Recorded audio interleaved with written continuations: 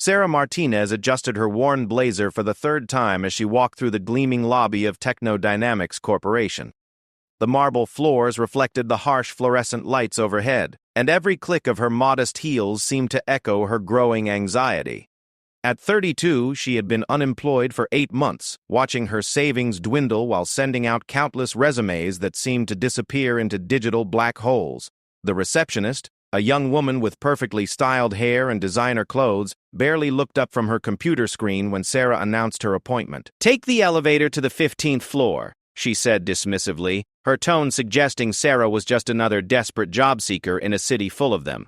Sarah had learned not to take such treatment personally. Being a single mother from a working-class neighborhood meant she was used to people making assumptions about her capabilities based on her appearance, her address, or the fact that she shopped at discount stores rather than boutiques. But today felt different. Today she had a chance to prove that intelligence and determination mattered more than pedigree or connections. The elevator ride felt eternal. Sarah reviewed her qualifications in her mind. A bachelor's degree in computer science from a state school, earned while working nights at a diner to pay for tuition. Years of experience in small tech companies that had folded during economic downturns. A portfolio of projects she had completed on her own time. Teaching herself new programming languages and emerging technologies while her 8-year-old daughter Emma slept. When the elevator doors opened, Sarah stepped into a world that seemed designed to intimidate. The office space was a monument to corporate success, with floor-to-ceiling windows offering panoramic views of the city skyline. Employees moved with purpose through open-concept workspaces filled with the latest equipment. Everyone appeared to be young, confident, and expensive, their casual Friday attire costing more than Sarah's monthly grocery budget. "You must be Sarah," came a voice from behind her. She turned to see a tall man in his 40s approaching with an expression that seemed to size her up in seconds. "I'm Robert Chen, the hiring manager. We'll be conducting your interview in conference room B." As they walked through the office, Sarah noticed the sidelong glances from other employees.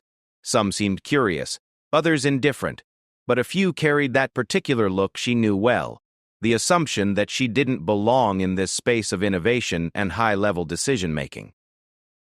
Conference room B was intimidating in its simplicity. A massive glass table surrounded by leather chairs, with a wall-mounted screen displaying the company logo. Robert was joined by 2 other interviewers, Jennifer Walsh, a sharp-looking woman in her 30s who Sarah later learned was the senior software architect, and David Kumar, the team lead for the Artificial Intelligence Division. "So Sarah," Robert began, settling into his chair with the casual authority of someone accustomed to controlling conversations, "tell us about yourself. What makes you think you're qualified for a position at Techno Dynamics?" The question was standard, but Robert's tone carried an undertone that Sarah had encountered many times before. It wasn't openly hostile, but there was a skepticism there, an assumption that this was merely a formality before they moved on to more serious candidates. Sarah straightened her shoulders and began to speak. She talked about her education, her experience with multiple programming languages, and her passion for solving complex problems. But she could see in their faces that they were going through the motions, checking boxes on an interview protocol, while already mentally drafting the polite rejection email. Jennifer leaned forward slightly, her fingers tapping impatiently on the glass table. "Your resume shows a lot of job changes," she observed. "Companies that no longer exist, projects that were never completed. How do we know you won't just leave when something better comes along?" The question stung because it ignored the reality of Sarah's situation. She hadn't left those companies by choice. They had failed due to poor management, lack of funding, or economic downturns that had nothing to do with employee performance. But explaining this would sound like making excuses, so Sarah chose her words carefully. "I've learned to adapt quickly to new environments and technologies," she said. "Each experience taught me something valuable about problem-solving and innovation. I believe that diversity of experience can be an asset in developing creative solutions." David Kumar glanced at his watch, a subtle but clear signal that he had already mentally moved on from this interview. "Let's talk about artificial intelligence," he said. "What's your experience with machine learning algorithms?" This was the moment Sarah had been preparing for. While other job seekers might have panicked or fumbled through theoretical knowledge gleaned from online tutorials, Sarah had something different to offer. During her months of unemployment, she hadn't just been sending out resumes. She had been building something. "I've been working on a predictive analytics system," she said, pulling out a tablet that looked ancient compared to the sleek devices scattered around the conference room. "It analyzes patterns in datasets to identify potential problems before they become critical failures." She demonstrated the interface she had created, showing how the system could process complex information and provide actionable insights. The program ran smoothly despite being developed on outdated hardware, showcasing an efficiency that impressed even Sarah herself every time she saw it work. For the first time since the interview began, the three interviewers actually paid attention. Jennifer leaned closer to look at the tablet screen, and David's dismissive expression shifted to one of genuine curiosity. "Interesting approach," Jennifer admitted, though her tone remained professionally neutral. "But this is just a prototype, right? Something you put together as a demonstration?" "It's fully functional," Sarah replied. "I've been testing it with publicly available datasets, and the accuracy rates are consistently above industry standards." Robert exchanged glances with his colleagues. Sarah could sense a shift in the room's dynamic, but she wasn't sure whether it was positive or negative. Perhaps they were surprised that someone they had written off was presenting work that seemed genuinely innovative. "Who helped you develop this?" David asked, his question carrying an assumption that made Sarah's jaw tighten. "I developed it myself," she said firmly. "The documentation is all there if you'd like to review the code." The silence that followed was heavy with unspoken thoughts. Sarah had encountered this reaction before. The difficulty some people had in believing that someone like her could create something sophisticated without assistance from more qualified individuals. Jennifer broke the silence with a series of technical questions designed to test Sarah's understanding of the system she claimed to have built. What algorithms had she used? How did she handle data normalization? What were the limitations of her approach? Sarah answered each question with confidence and detail, explaining not just what she had done, but why she had made specific design choices. She talked about optimizing for efficiency when working with limited computing resources, about creative solutions she had developed when expensive software licenses were beyond her budget. As the questions continued, something interesting began to happen. The interviewer's body language gradually changed. Robert stopped checking his phone. Jennifer started taking actual notes rather than just going through the motions. David began asking follow-up questions that suggested genuine engagement with Sarah's ideas. "The position we're looking to fill," Robert said eventually, "involves developing AI solutions for our corporate clients. It requires someone who can think creatively and work independently, but it also demands the ability to present complex ideas to executives who may not have technical backgrounds." "I understand," Sarah replied. "Communication is crucial when you're trying to implement technological solutions in real-world business environments. Can you give us an example of how you've done that?" Jennifer asked. Sarah thought about her years working in small companies where everyone wore multiple hats. She described situations where she had to explain technical concepts to non-technical managers, how she had learned to translate complex algorithms into business benefits that decision-makers could understand and support. Her examples were drawn from modest environments, small startups and local businesses rather than Fortune 500 corporations.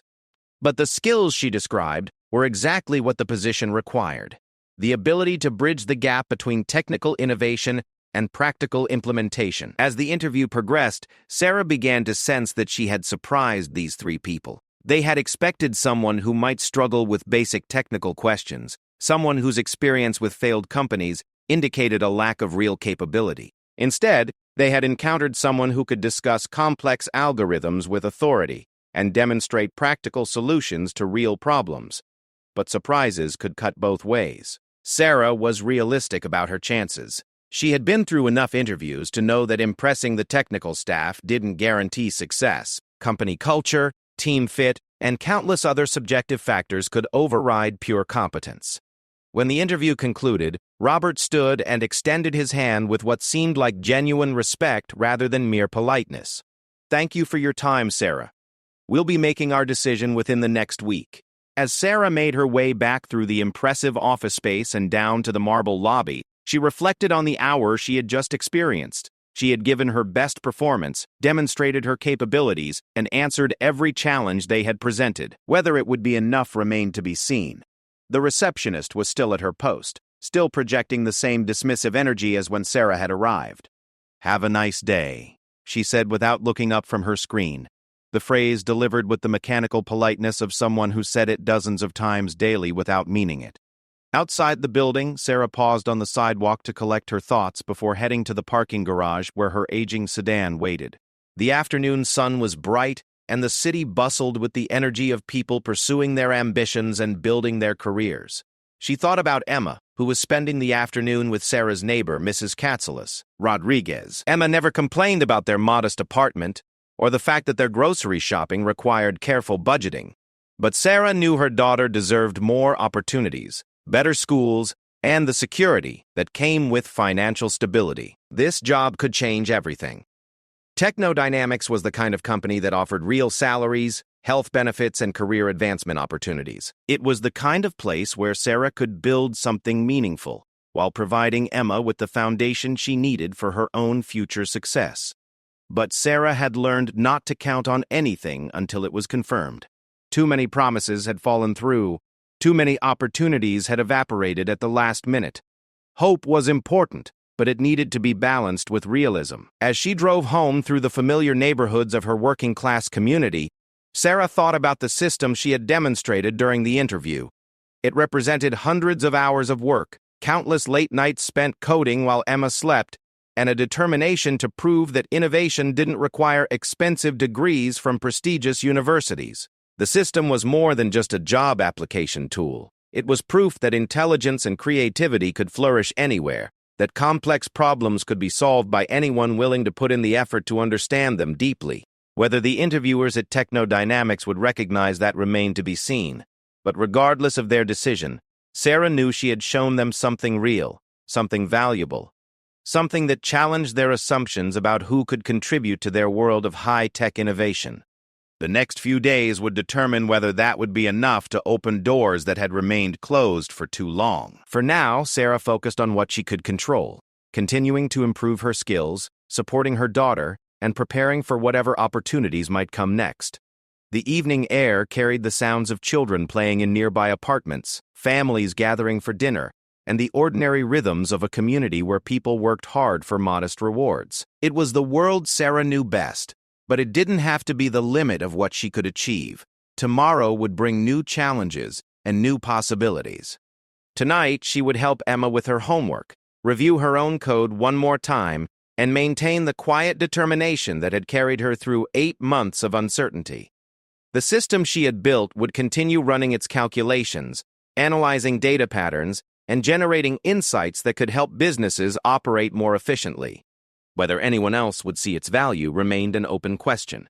But Sarah had learned to measure success in her own terms. She had created something meaningful, demonstrated her capabilities to people who mattered, and taken another step toward the future she envisioned for herself and her daughter. The rest would unfold in its own time, according to forces and decisions beyond her immediate control. For now, that had to be enough. 3 days after the interview, Sarah was folding laundry in her small living room when her phone rang. The caller ID showed a number she didn't recognize, but something about the professional formatting made her heart race with possibility. "Hello, this is Sarah Martinez," she answered, trying to keep the anticipation out of her voice. "Sarah, this is Robert Chen from Techno Dynamics. Do you have a few minutes to talk?" Sarah's hands trembled slightly as she set down the shirt she had been folding. Phone calls could go either way, but Robert's tone seemed more formal than friendly. She prepared herself for another polite rejection. "Of course," she replied. "I have time." "We've made our decision regarding the AI developer position," Robert continued. "We'd like to offer you the role with a starting salary of $75,000 annually, plus full benefits." The words hit Sarah like a physical force. She sat down heavily on her second-hand couch, struggling to process what she had just heard. $75,000 was more money than she had ever imagined earning. It was financial security, health insurance for Emma, and the possibility of a future that extended beyond month-to-month survival. "Sarah, are you still there?" Robert's voice brought her back to the present. "Yes, I'm here," she managed. "I accept. Thank you so much for this opportunity." "Excellent. Can you start Monday? We're eager to get you integrated with the team and begin working on some immediate projects." After hanging up, Sarah sat in stunned silence for several minutes. Then she called Emma into the room and told her daughter that their lives were about to change. Emma's excited squeals and spontaneous hug confirmed that even an 8-year-old understood the significance of this moment. Monday morning arrived with a mixture of excitement and anxiety that kept Sarah awake most of the previous night. She arrived at Techno Dynamics 30 minutes early, using the extra time to compose herself and mentally prepare for her first day in corporate America. The HR orientation process was efficient but overwhelming. Insurance forms, employee handbooks, security badges, and computer access credentials created a paper trail that made her employment feel official and permanent. Sarah found herself repeatedly touching her new employee ID badge, a tangible reminder that she had crossed an important threshold. Jennifer Walsh appeared mid-morning to escort Sarah to her new workspace. The desk was located in an open area populated by other developers, most of whom appeared to be in their 20s and early 30s. The computer setup was impressive: dual monitors, the latest software packages, and processing power that made Sarah's home system look like a calculator. "We'll start you off with a relatively straightforward project," Jennifer explained as she helped Sarah log into the various systems she would need. "Client data analysis for Morrison Industries. They're having efficiency problems in their manufacturing process, and they want us to identify bottlenecks." Sarah nodded, grateful for an assignment that aligned with her demonstrated abilities. As Jennifer walked away, Sarah became aware of the conversations taking place around her new workspace. Her colleagues were discussing weekend plans that involved expensive restaurants, vacation destinations that required airplane tickets, and consumer purchases that cost more than Sarah's monthly rent. The cultural differences were immediately apparent, but Sarah decided to focus on the work rather than the social dynamics. She spent her first few days familiarizing herself with Morrison Industries' data, identifying patterns and anomalies that might explain their operational difficulties. The project was more complex than Jennifer had initially suggested. Morrison Industries had provided massive data sets spanning several years, covering everything from raw material procurement to finished product delivery. The information was inconsistent, poorly organized, and contained numerous errors that needed to be identified and corrected before meaningful analysis could begin. While her colleagues tackled similar projects using standard analytical tools and established methodologies, Sarah found herself approaching the problem differently. Her experience working with limited resources had taught her to look for creative solutions that maximized efficiency while minimizing computational demands. She began developing custom algorithms that could process Morrison's chaotic data more effectively than the off-the-shelf software that others were using. Working late into the evenings after Emma had gone to bed, Sarah refined her approach until she had created a system that could identify patterns invisible to conventional analysis methods. 2 weeks into her employment, Sarah requested a meeting with Jennifer to present her preliminary findings. She had discovered something unexpected. Morrison Industries' efficiency problems weren't caused by manufacturing bottlenecks as everyone had assumed. Instead, the data revealed a complex web of scheduling conflicts and resource allocation errors that created cascading delays throughout their entire operation. "That's impossible," Jennifer said after reviewing Sarah's analysis. "We've been working with Morrison for 6 months. If there were fundamental scheduling problems, we would have identified them by now." Sarah had anticipated this reaction. She opened her laptop and displayed a series of visualizations that made the hidden patterns visible.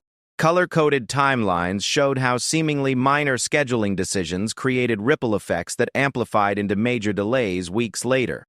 "The conventional analysis tools focus on individual processes," Sarah explained.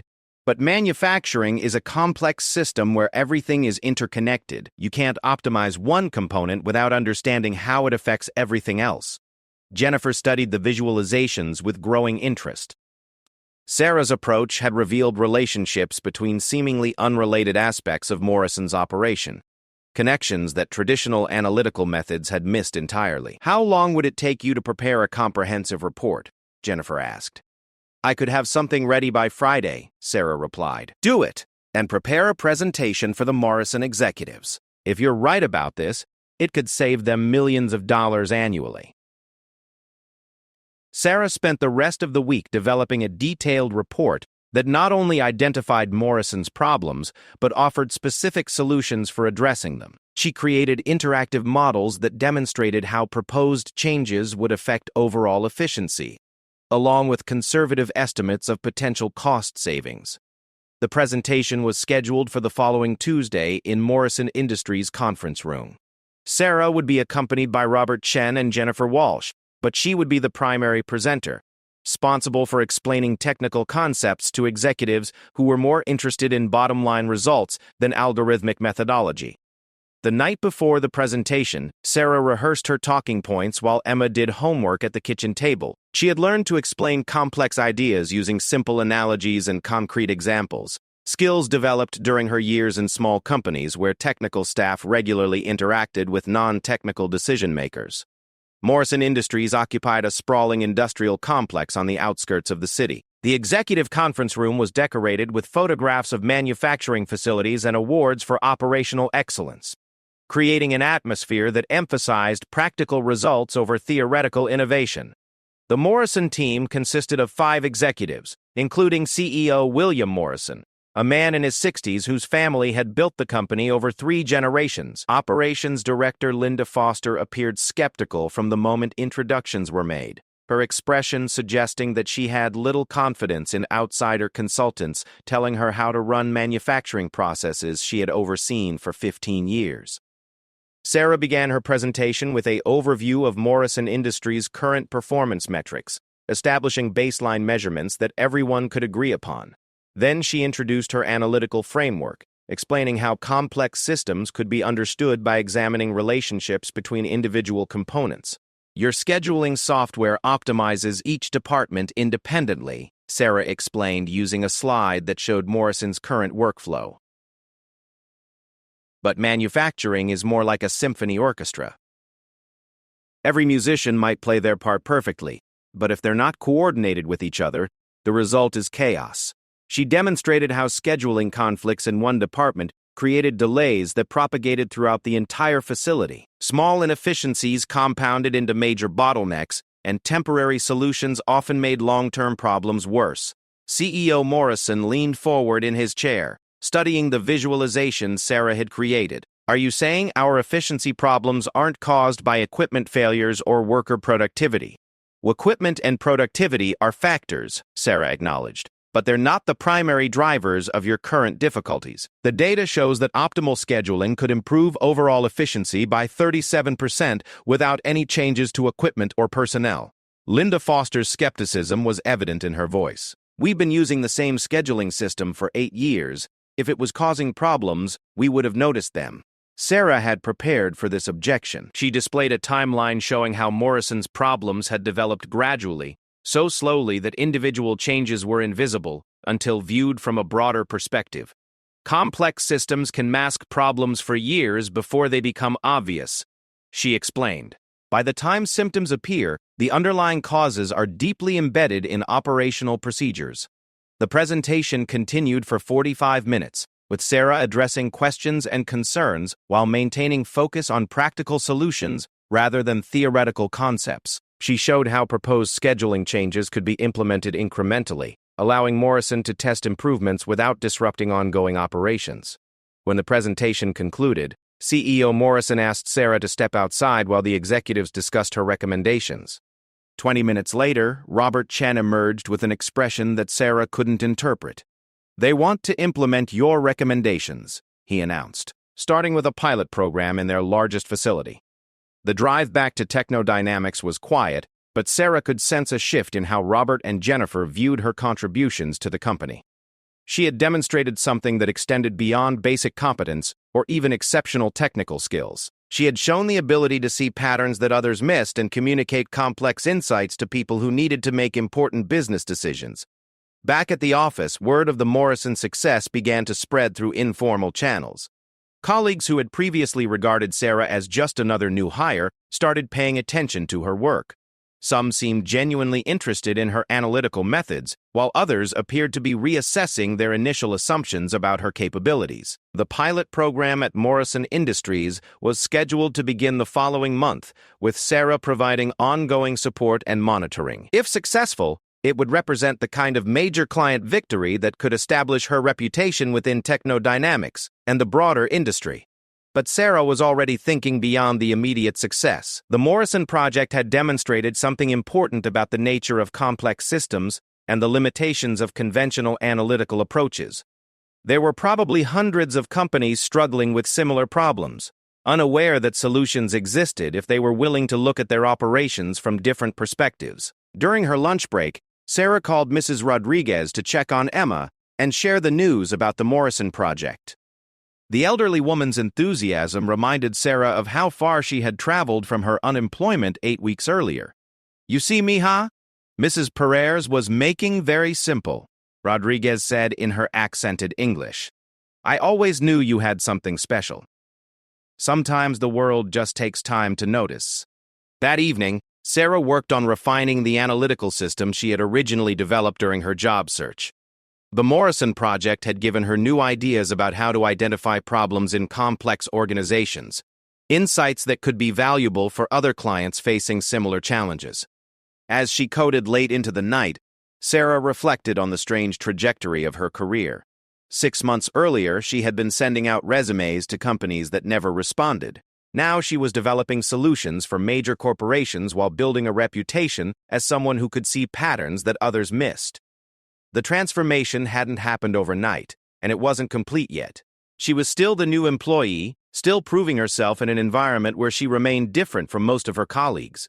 But something fundamental had shifted. She was no longer trying to convince people that she deserved an opportunity. She was demonstrating what she could accomplish when given the chance to do meaningful work. The next few weeks would determine whether the Morrison success was an isolated achievement or the beginning of something larger. Sarah was prepared for either outcome, but she was also starting to believe that her best work might still be ahead of her.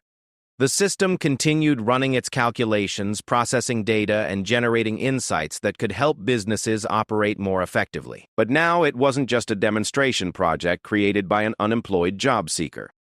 It was becoming a tool that could create value for real organizations facing real challenges. Sarah saved her work and closed her laptop, satisfied with the progress she had made.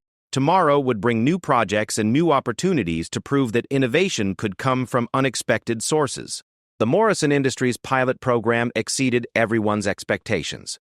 Within 6 weeks of implementing Sarah's scheduling recommendations, the facility reported a 42% improvement in operational efficiency, surpassing even Sarah's optimistic projections.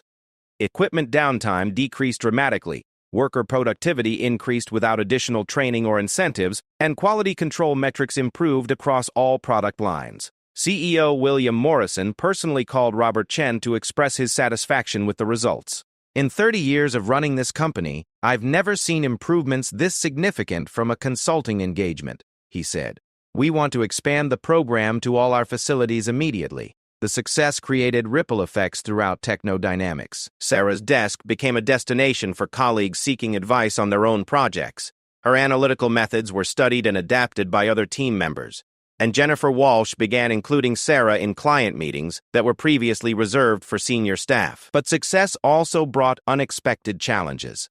Marcus Thompson, a senior developer who had been with the company for 5 years, seemed increasingly uncomfortable with the attention Sarah was receiving. During team meetings, he would interrupt her presentations with technical questions designed to expose potential weaknesses in her methodology.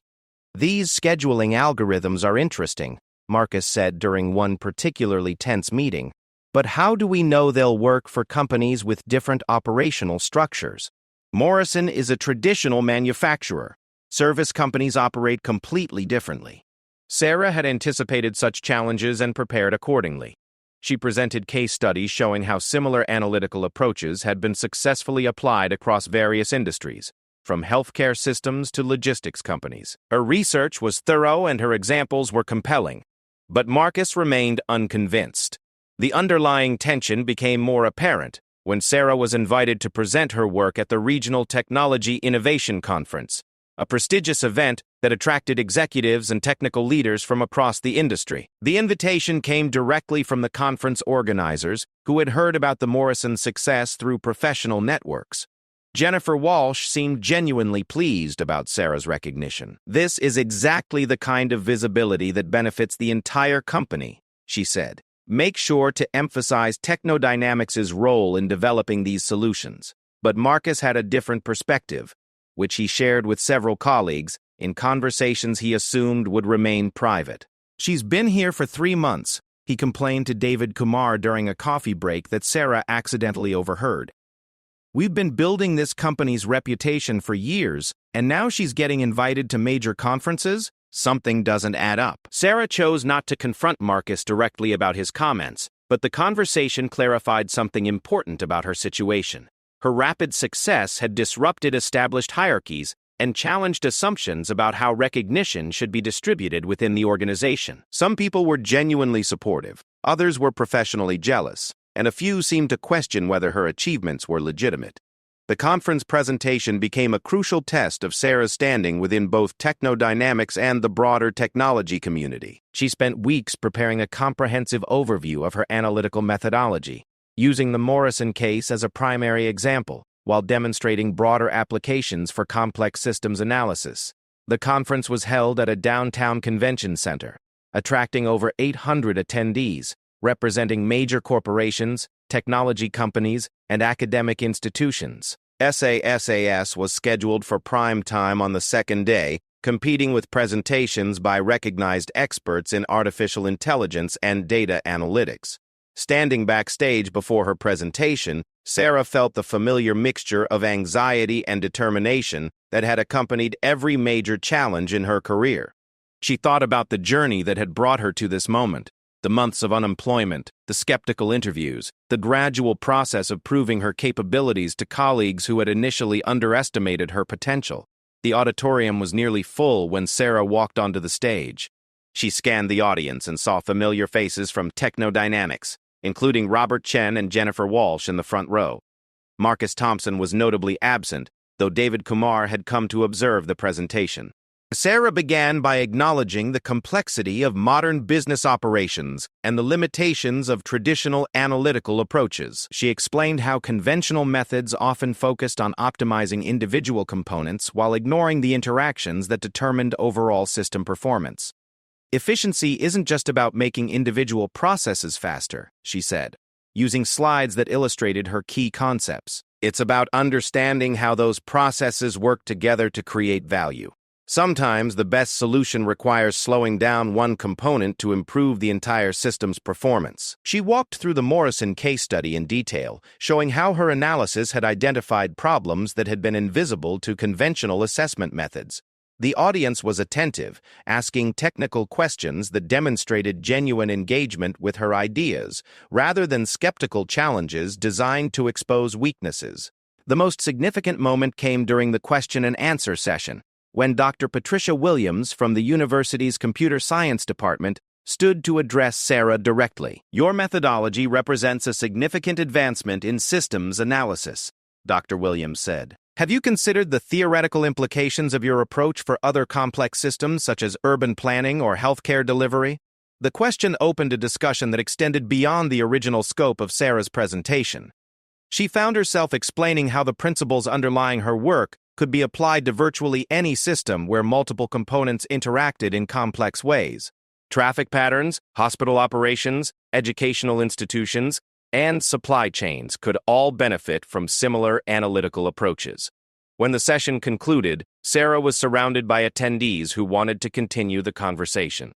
Business cards were exchanged, potential collaborations were discussed, and several companies expressed interest in engaging Techno Dynamics for similar projects. Robert Chen appeared at Sarah's side as the crowd began to disperse. His expression reflected a mixture of pride and amazement that one of his newest employees had generated this level of professional interest. "3 universities want to discuss research partnerships," he said quietly. "And I've counted at least 6 major corporations that want to schedule meetings. This is going to be very good for business." The conference's impact became apparent within days of Sarah's return to the office. Techno Dynamics' phone rang constantly with inquiries from potential clients who had attended the presentation or heard about it through professional networks. The company's website traffic increased dramatically, and several major industry publications requested interviews with Sarah about her analytical methods. Jennifer Walsh called a team meeting to discuss how to handle the increased demand for Sarah's expertise. "We need to systematize these approaches so other team members can support similar projects," she announced. "Sarah, we want you to lead a new division focused on complex systems analysis." The promotion came with a substantial salary increase and the authority to hire additional staff. Sarah was thrilled by the opportunity, but also aware that her rapid advancement had created new tensions within the organization. She would now be managing people who had been her peers just months earlier, including some who had questioned her qualifications. Marcus Thompson's reaction was predictably negative. During the team meeting where Sarah's promotion was announced, he raised concerns about the company's direction and the wisdom of building a new division around one person's methodology. "What happens if these techniques don't work for other clients?" he asked. "We're putting a lot of our reputation behind approaches that haven't been tested beyond a single case study." Sarah addressed his concerns professionally, acknowledging that any new methodology required careful validation, while pointing out that she had already begun adapting her techniques for different types of organizations. She had developed preliminary analyses for 3 potential clients in different industries, demonstrating that her approaches were more broadly applicable than Marcus suggested. But the exchange highlighted a fundamental challenge that Sarah would need to navigate carefully. Professional jealousy and resistance to change were common in any organization, particularly when rapid advancement disrupted established hierarchies. Her success had elevated her status quickly, but it had also created enemies among people who felt threatened by her achievements. The first major test of the new division came when Meridian Healthcare, a hospital system serving 3 cities, contacted Techno Dynamics about operational efficiency problems. Their emergency departments were overcrowded, patient wait times were increasing, and staff morale was declining despite adequate funding and qualified personnel. Sarah assembled a team of 4 analysts to tackle the project, including 2 junior staff members she had hired and 2 existing employees who had volunteered to join the new division. The complexity of healthcare operations made this project significantly more challenging than the Morrison manufacturing case. Hospital systems involved dozens of interconnected processes, from patient admission procedures to diagnostic testing, treatment protocols, and discharge planning. Unlike manufacturing, where efficiency could be measured in clear metrics like production rates and quality control, healthcare involved human factors that were difficult to quantify. Sarah spent weeks shadowing hospital staff, observing workflows and identifying bottlenecks that weren't apparent from administrative data alone. She discovered that Meridian's problems stemmed from a web of scheduling conflicts, resource allocation errors, and communication breakdowns that created delays throughout the entire system. Emergency room overcrowding wasn't caused by insufficient capacity, as administrators had assumed. Instead, delays in diagnostic testing created backups that prevented patients from moving through the treatment process efficiently. Laboratory scheduling that seemed optimal on paper created real-world conflicts that added hours to average treatment times. The solution required coordinating changes across multiple departments, from admissions procedures to laboratory operations to discharge planning. Sarah developed a comprehensive implementation plan that addressed immediate problems while establishing frameworks for ongoing optimization. The Meridian project took 4 months to complete, much longer than the Morrison engagement but with equally impressive results.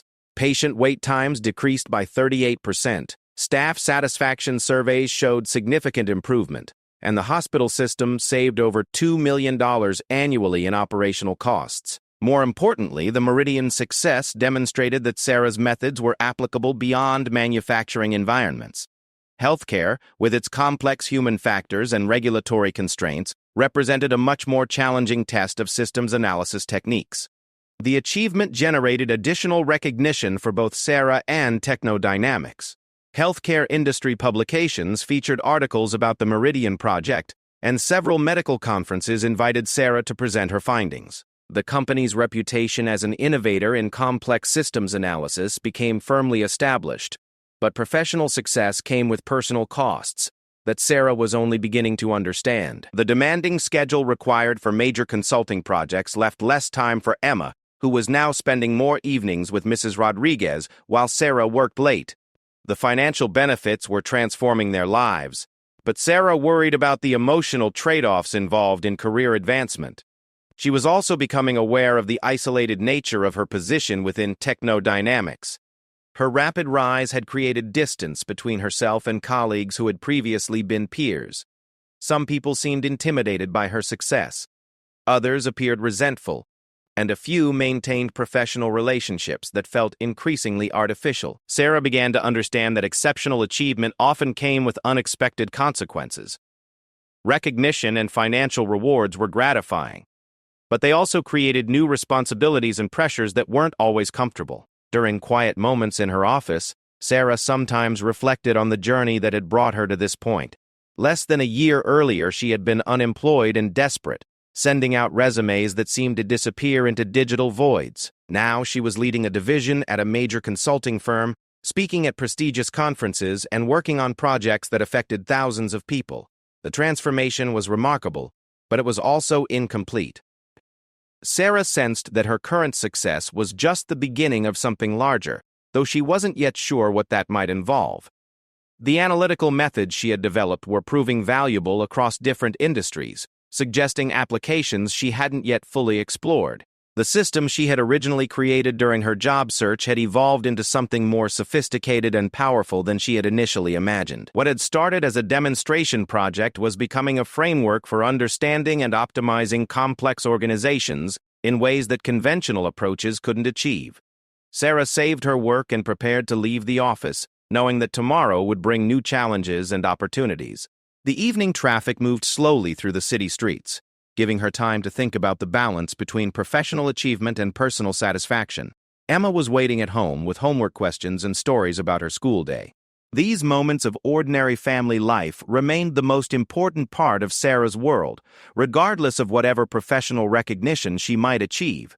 The future remained full of possibilities, some of which Sarah could anticipate and others that would emerge from circumstances she couldn't yet predict. For now, she was content to continue building something meaningful while staying grounded in the relationships and values that had sustained her through more difficult times. 8 months after joining Techno Dynamics, Sarah received a phone call that would challenge everything she thought she understood about her career trajectory. The caller identified himself as Dr. James Harrison from the National Institute for Technology Innovation, a federal research organization that advised government agencies on emerging technologies. Ms. Martinez, Dr. Harrison said, "We've been following your work on complex systems analysis. We have a situation that requires your specific expertise, and we're prepared to offer you a consulting contract that could be worth several $1 million over 3 years." The project involved analyzing the operational efficiency of federal agencies, starting with the Department of Veterans Affairs healthcare system. The VA served over 9 million veterans through a network of hospitals and clinics that faced persistent problems with appointment scheduling, resource allocation, and patient care coordination. Traditional consulting firms have worked on this for years without achieving meaningful improvements, Dr. Harrison explained. "We need someone who can see patterns that others have missed and develop solutions that actually work in complex bureaucratic environments." Sarah was intrigued but cautious. Government consulting involved layers of oversight, regulatory constraints, and political considerations that could complicate even the most straightforward technical projects. Success would bring tremendous professional recognition, but failure could damage her reputation and career prospects. She requested time to consider the offer and discuss it with her colleagues at Techno Dynamics. Robert Chen was enthusiastic about the opportunity, seeing it as validation of the company's expertise and a chance to establish relationships with federal agencies that could lead to additional contracts. "This is exactly the kind of high-profile project that puts consulting firms on the map," Robert said during a meeting with Sarah and Jennifer Walsh. "If you can improve VA operations, every government agency will want to hire us." Jennifer was more cautious, pointing out the political risks involved in government work. "Federal projects are highly visible," she warned. "Success is celebrated, but failures become public scandals. Are you prepared for that level of scrutiny?" Sarah spent several sleepless nights considering the decision. The financial benefits were substantial, enough to secure Emma's college education and provide long-term financial security for both of them. But the project would require her to work in Washington, D.C. for extended periods, creating personal challenges she hadn't previously faced. The decision was complicated by developments within Technodynamics that made her position there less comfortable than it had initially seemed. Marcus Thompson had been building alliances with other senior staff members, questioning whether the company should be so dependent on techniques developed by someone with limited corporate experience. During a departmental meeting that Sarah wasn't invited to attend, Marcus presented an analysis suggesting that her methods were too specialized and risky for widespread adoption. He argued that Technodynamics should focus on proven approaches rather than experimental techniques that might not work for future clients. Sarah learned about the meeting from David Kumar, who had become an ally within the organization.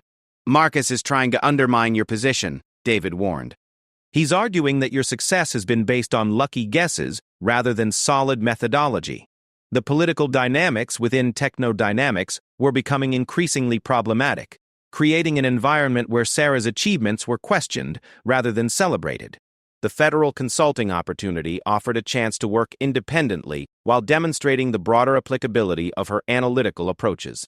Sarah decided to accept the contract with the National Institute, structuring the agreement so she could maintain her relationship with Technodynamics while leading the government project as an independent consultant. The arrangement satisfied her desire for professional autonomy while preserving connections that might be valuable for future opportunities.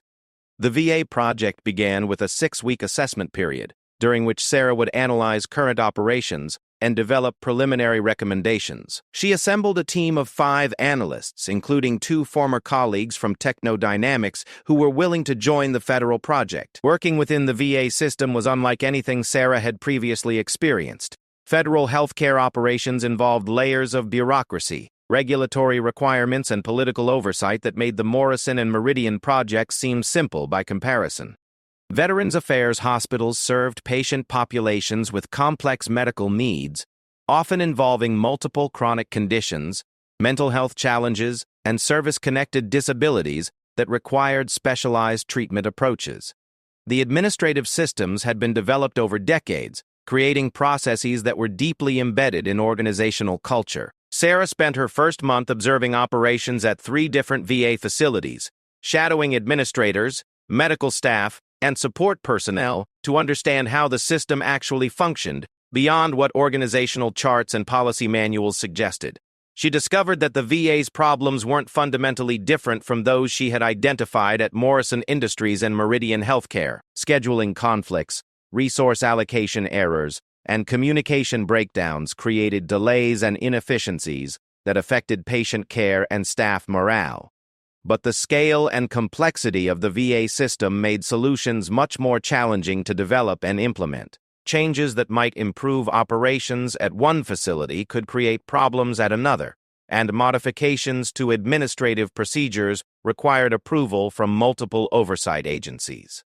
The political dimensions of the project became apparent during Sarah's first meeting with congressional staff members who overseen VA operations. Representative Carol Peterson, chair of the House Veterans Affairs Committee, made it clear that the project was being closely monitored by elected officials who faced constant criticism about veterans' health care. "The American people are losing patience with reports about long wait times and poor service," Representative Peterson said during a briefing session attended by Sarah and other project stakeholders. "We need results that we can demonstrate to voters, not academic studies that sit on shelves." Sarah understood the pressure but also recognized the dangers of pursuing quick fixes that might create longer-term problems. Complex systems required careful analysis and systematic implementation of improvements, processes that took time and couldn't be rushed to meet political deadlines. Her preliminary analysis revealed that VA scheduling problems weren't caused by insufficient resources, as critics often claimed. Instead, the data showed that existing capacity was being utilized inefficiently due to coordination failures between different departments and facilities. Appointment scheduling that appeared rational from individual department perspectives created conflicts when viewed from the patient's perspective. Veterans with multiple conditions often required appointments with several different specialists, but the scheduling systems didn't coordinate these appointments effectively, creating unnecessary travel and extended treatment timelines. Sarah developed a comprehensive model showing how relatively minor changes to scheduling protocols could dramatically improve patient experiences while reducing operational costs. The key was implementing systematic coordination between departments and facilities, something that required changes to both technology systems and administrative procedures. The recommendations were presented to Dr. Harrison and a panel of senior VA administrators during a 3-hour meeting that felt more like a congressional hearing than a technical briefing. Every aspect of Sarah's analysis was questioned, challenged, and debated by officials who had been dealing with VA problems for decades. "These efficiency improvements look impressive on paper," said Dr. Margaret Foster, the VA's Deputy Secretary for Operations. "But we've tried coordination initiatives before. The bureaucratic obstacles are enormous, and staff resistance to change is persistent." Sarah had anticipated this objection and prepared accordingly. She presented case studies from other large organizations that had successfully implemented similar coordination improvements, emphasizing lessons learned and strategies for overcoming implementation challenges. "Change management is crucial," Sarah acknowledged, "but the data shows that staff resistance often decreases when people see that proposed changes actually improve their working conditions rather than just creating additional administrative burdens." The meeting concluded with approval for a pilot implementation at 5 VA facilities representing different geographical regions and patient populations. Sarah would have 6 months to demonstrate that her recommendations could produce measurable improvements in real-world operational environments. The pilot program launched with intense scrutiny from multiple oversight agencies, congressional staff, veterans organizations, and media outlets that covered VA operations. Sarah found herself testifying before congressional subcommittees, briefing senior administration officials, and responding to questions from journalists who were skeptical about yet another attempt to reform federal healthcare delivery.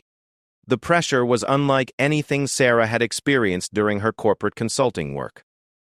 Every decision was subject to public scrutiny, and failure would be highly visible to millions of veterans and their families who depended on VA services.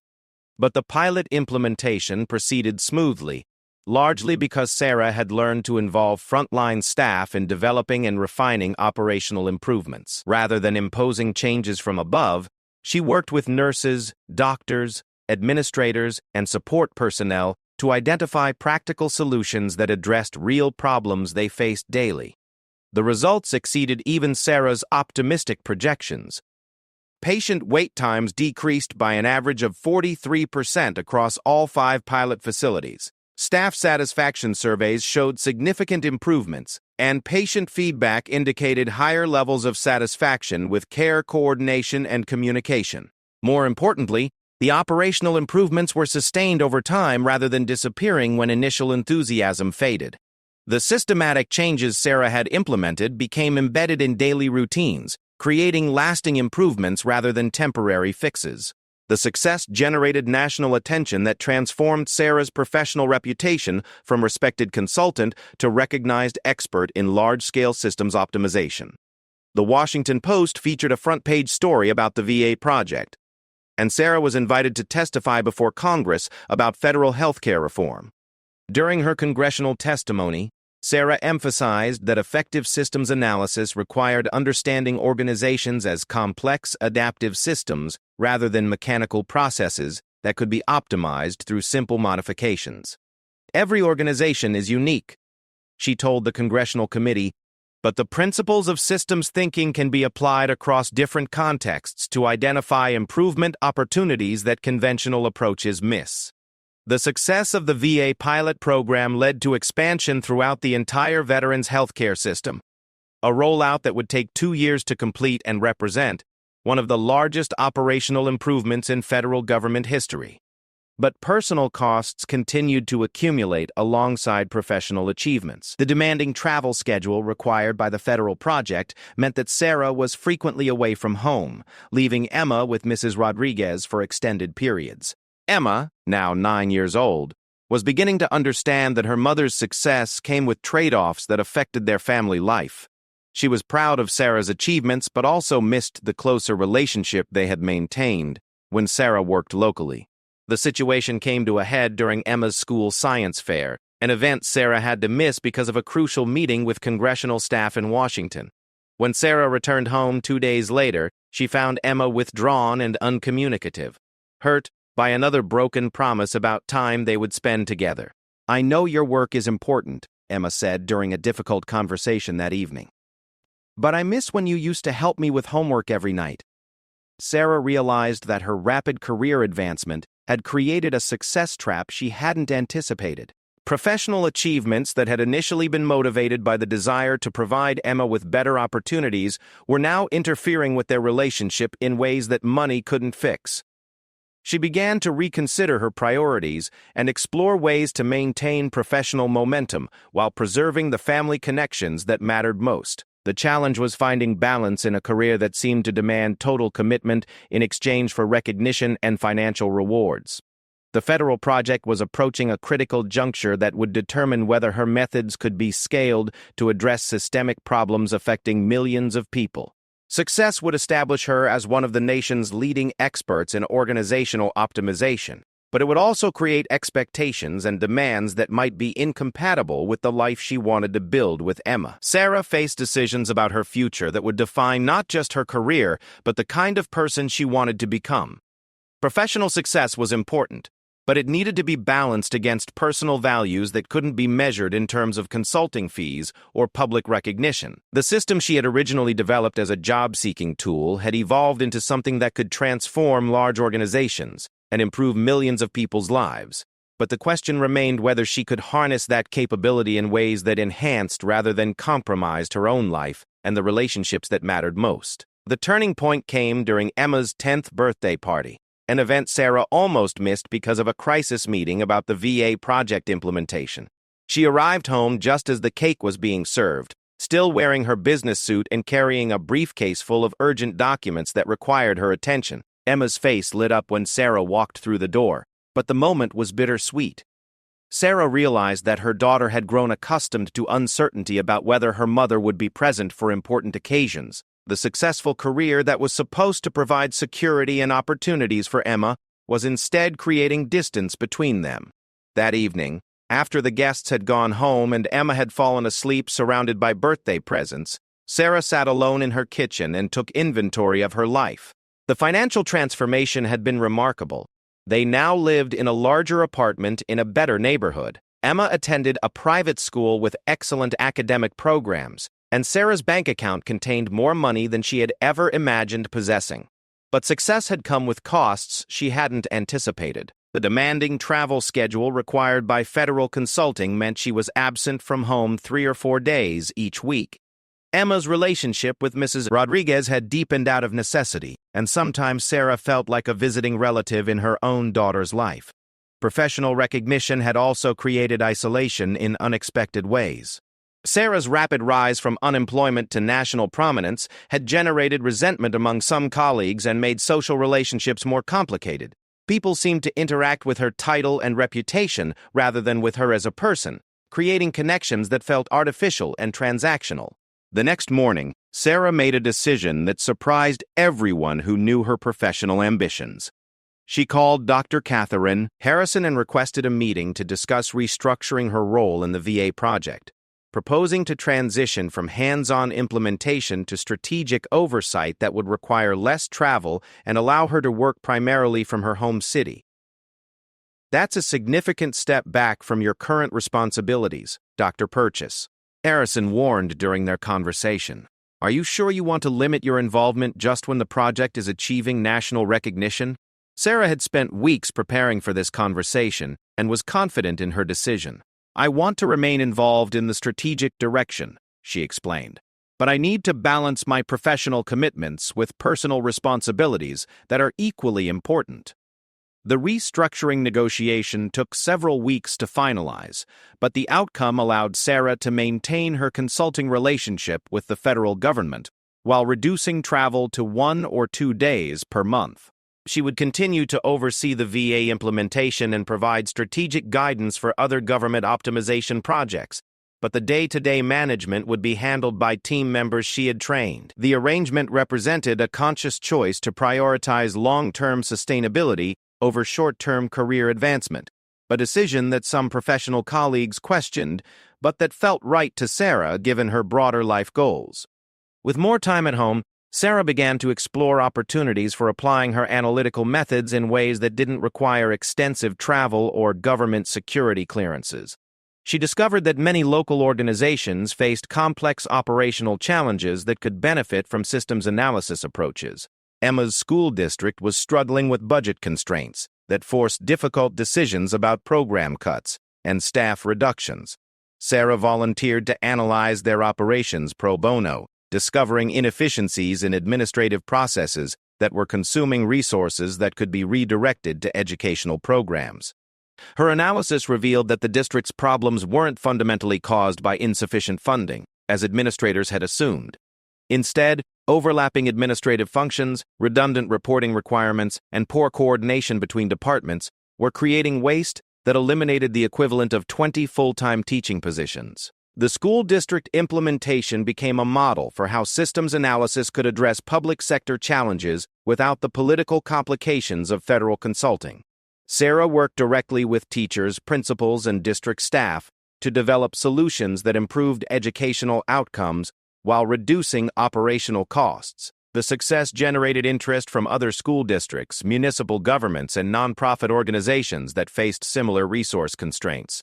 Sarah realized that local consulting could be more personally satisfying than high-profile federal projects while still creating meaningful improvements in people's lives. She gradually shifted her professional focus toward regional clients, building a practice that allowed her to work close to home while addressing problems that directly affected her community. The financial rewards were smaller than federal consulting, but the work was more aligned with her values and family priorities. The transition also created opportunities for Emma to understand and appreciate her mother's work in more concrete ways. When Sarah's analysis helped Emma's school district preserve its music and art programs, Emma experienced firsthand how her mother's skills could make a difference in her own life and the lives of her classmates. "Mom, did you really save our school's music program?" Emma asked one evening while Sarah reviewed reports from the district implementation. "I helped them find ways to use their money more efficiently," Sarah explained. But the teachers and administrators did the hard work of making the changes happen. The conversation led to deeper discussions about problem solving, the importance of looking at complex situations from different perspectives, and how analytical thinking could be applied to challenges beyond business and government operations. Sarah began involving Emma in age-appropriate aspects of her work, showing her how data analysis could reveal patterns that weren't immediately obvious and how systematic thinking could identify solutions to seemingly impossible problems. These shared experiences strengthened their relationship while introducing Emma to concepts and skills that would be valuable regardless of whatever career path she eventually chose. Sarah discovered that teaching her daughter about analytical thinking was more rewarding than presenting to congressional committees or corporate executives. The local consulting practice grew steadily as word spread about Sarah's ability to identify and solve operational problems that other consultants had been unable to address. Municipal governments, healthcare systems, educational institutions, and nonprofit organizations began seeking her services for challenges ranging from budget optimization to service delivery improvements. In the researching company that felt more and more in the consenting relationship, the toughness of companies used buildings for technology.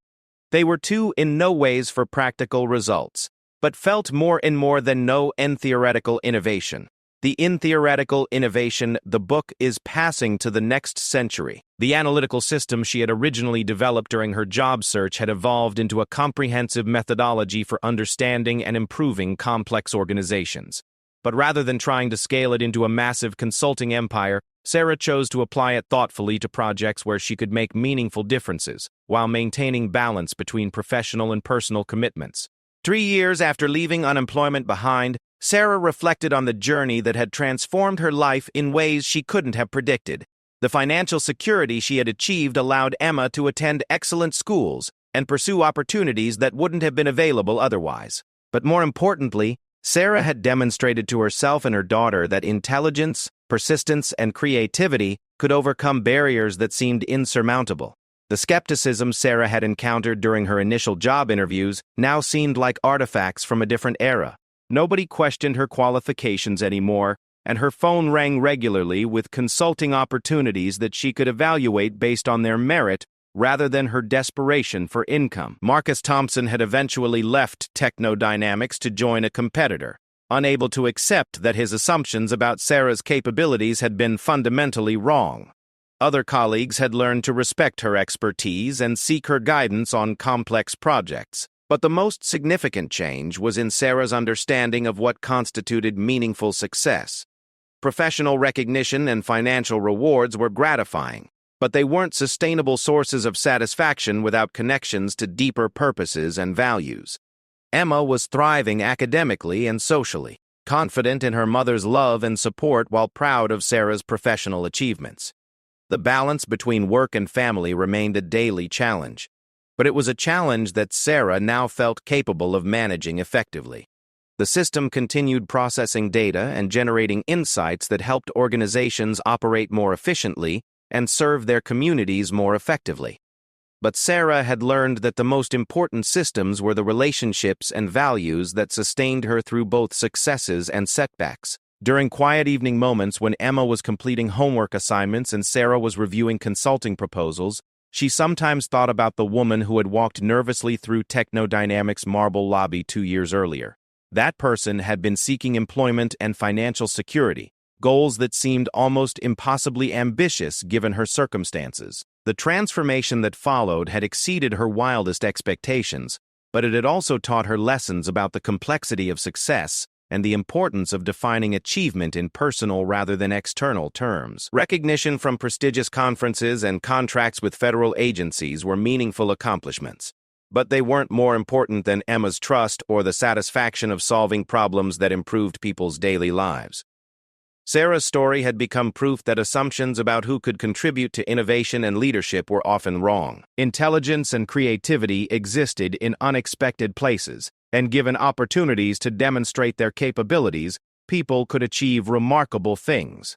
The system had proved them wrong, just as the title had promised. But Sarah had learned that proving others wrong was less important than proving to herself that she could build a life aligned with her values while making meaningful contributions to the community she cared about.